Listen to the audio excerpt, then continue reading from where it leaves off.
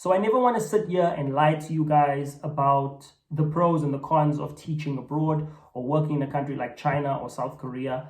For that reason, we'll be talking about the midnight run. If you don't know what the midnight run is, the midnight run is basically when a teacher runs away in the middle of the night, leaves the country or runs to another school because they are not happy with the school that they've signed up with, or they're being abused by their school, or they are expected to do things that was not agreed upon in the contract, and therefore they run away in the middle of the night. Usually teachers just leave the key in the door of the apartment and then grab what they can grab and head out. Most of the time they run away from the country that they went to work in because the conditions are so bad that they cannot see another way out, and then they run away. Now, usually I've seen people in comments saying that, oh, you should report these schools, don't just do a midnight run. You should report these schools because it will make conditions better for other teachers going forward. It's a very difficult thing to do because as a foreigner, you don't really have many rights. The law will not necessarily be on your side if you do report your school. So I don't think that will necessarily change how the schools treat you. In fact, it could actually cause them to victimize you even more, take your passport away. That's why I'm a big advocate for you always doing research on the schools. Do research when you get a job offer from someone or from a school. Go onto the internet and research that school. If you see bad reviews, it's a red flag. Don't feel like you are going to be different or you're going to be the one to bring the change at the school. I see it a lot. The first school that I worked at in China, I still see bad reviews for the school, and they had about 15 bad reviews when I last checked. It has grown so much since then. It just tells me that people see the reviews. They know where to go make reviews. Sites like Glassdoor, on Google, if you put in some of these names, the English names or the Chinese names for these schools, you can get some of the reviews from other teachers who have worked there. And it boggles my mind that people still go to a school after seeing so many bad reviews and they feel like, oh, maybe I'm going to be different, so therefore I'm going to the school and I'm going to try it out. And then they experience the same things, if not worse, than what other employees or other teachers have experienced there. So don't feel like you're going to be the one that's going to make a change. If you see bad reviews, it's a red flag. Do not try to go to that school, no matter how desperate you are. So I would always say do some research before you actually decide to sign on with a specific school. As I mentioned before, as foreigners, you do not have the same rights as the nationals of that country that you go to. And therefore, you should always be careful, do your due diligence before you actually sign up with a school. With me and my colleagues, when we were in trouble with our school and we were unhappy with our school, we reported them to the bureau, we reported them to immigration, the PSB, and nothing was done. We were told to go back to the school and speak to them nicely, them to pay us our salaries, which they weren't paying, before we come back. We had been back and forth about 3 or 4 times and the PSB did nothing. At the end, they just told us the school has every right to do what they're doing. If we're not happy, we have every right to leave. Very difficult situation. So when I hear or see people giving comments or giving advice saying that, oh, you should report them to the necessary authorities because it will help other teachers going forward, because these schools are getting away with exploiting teachers.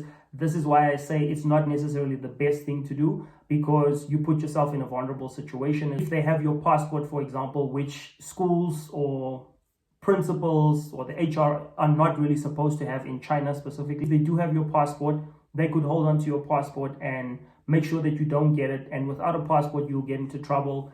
Trying to reach out to the embassies, especially the South African embassy, is very difficult to get any help from them, because you'll always get feedback back to say that you need to be responsible for your own passport. And this is a domestic issue. The government doesn't really, or the South African government doesn't really get involved in and labor issues, labor disputes. So therefore, you should look after your own passport and you won't really get help. So it's something that you need to be aware of. That's why I always say, do your due diligence. Something you can do is Google, obviously, to see if you find any reviews or any hits on that school. If you do get bad reviews, don't try to test the waters. Stay clear of that school. Try and go for another school. It's always great to watch videos from other teachers that recommend schools that they work at. You have some kind of reference.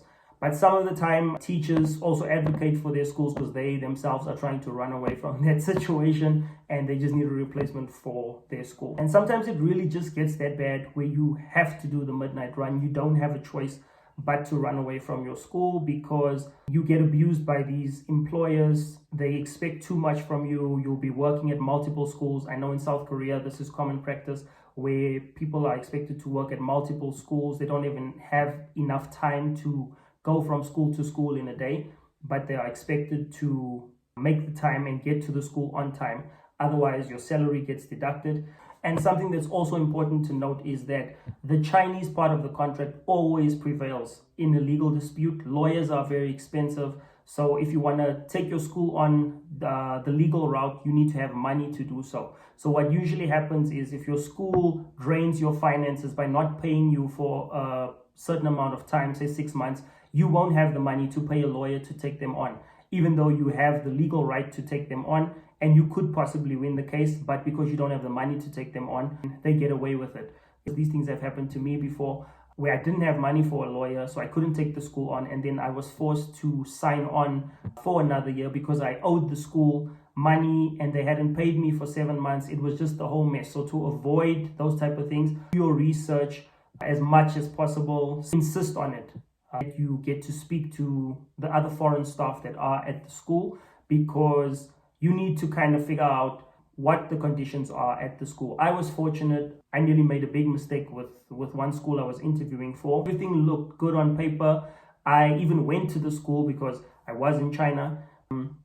I went to the school, checked it out, and the contract, something in the contract just didn't seem right because it said something to the effect of I have to work 5 days at the kindergarten and then 2 days at the training center.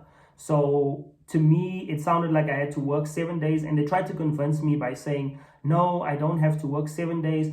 I just have to work at the kindergarten and the training center, which is illegal because you cannot work at two different types of schools at the same time in China.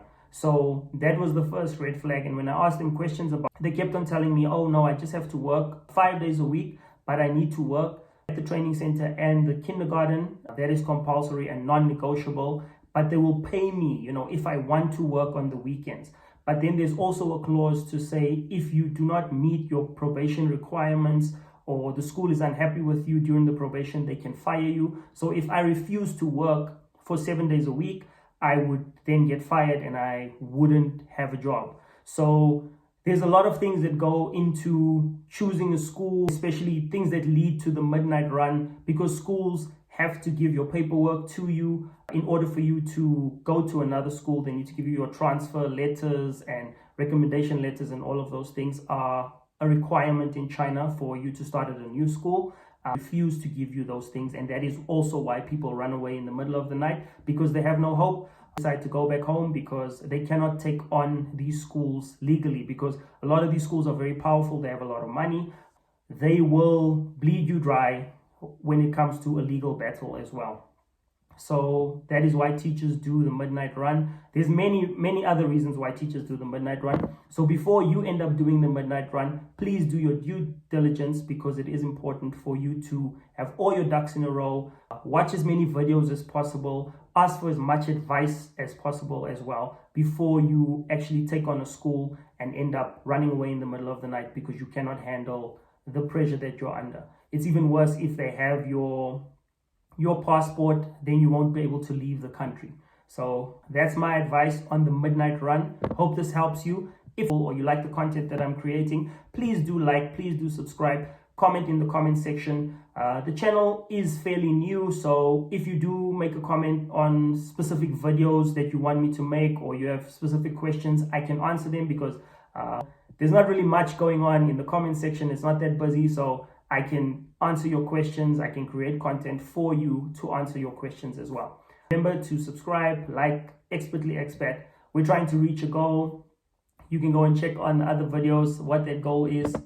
Please do share, like, and subscribe. And thank you for watching.